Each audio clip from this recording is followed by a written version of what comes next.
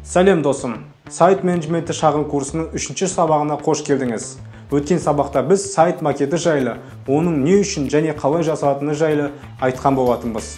Және мен сіздерге қандай сайт арқылы сайт макетін тегін жасауға болатынын да көрсетіп кеттім. Бүгінгі сабақта біз сайт жасау барысындағы ең маңызды этаптардың бірі мәтін жазу жайында, яғни копирайтинг жайында айтатын боламыз. Копирайтингте белгілі бір өнімді немесе қызметті жарнамалап мәтін жазу саласын айтамыз. Ондай мәтіндерге жарнамалық роликтердің сценарийі, әлеуметтік желілердегі және сайттардағы жарнамалық мәтіндер кіреді. Мұндай мәтіндерді жазу арқылы адамдардың сату қабілетін бірнеше есеге арттыруға болады. Яғни мәтінге тың идея мен креативті қоса отырып, кез келген бизнес түріне жарнама жасап, оны дамытуға болады.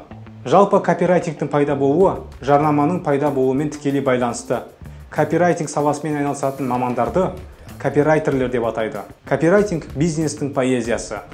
Әдебиеттегі поэзияда ақын жазушыларымыз өздерінің керемет сөздерімен оқырмандарының жүрегін жаулағандай, копирайтерлерде өзінің керемет сатылым алып келетін мәтіндерімен тұтынушыларын өзінің тауар мен қызметін сатып алуға үгіттейді.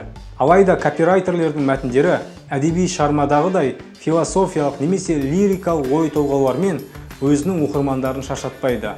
Сататын мәтін тұтынушыны ойлануға емес, әрекет етуге үгіттеу керек.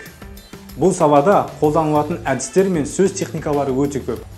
Мысалы, жалғыздың күші деген әдіс бар. Бұл әдіспен жазылған мәтін жалғыз идеяға назарыңызды аудартады, жалғыз эмоцияңызды тудыртады, жалғыз оқиғаны баяндайды және жалғыз әрекетке шақырады.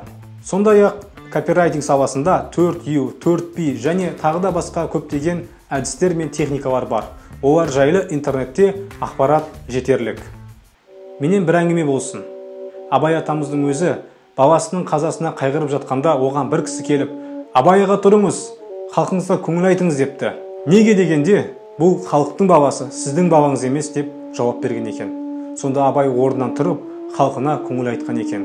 Баласының қасіретіне қайғырып тұра алмай жатқан адамды біздің халық даналарымыз сөздің құдіретімен, сөздің дұрыс сауыптауымен еңсесін көтеріп тұрғызып алған. Бүгінгі сабақ сіздерге түсінікті әрі пайдалы болды деген ойдамын. Сабақтар ұнаса, лайк басып пікір қалдыруды ұмытпаңыздар. Келесі сабақта кездескенше.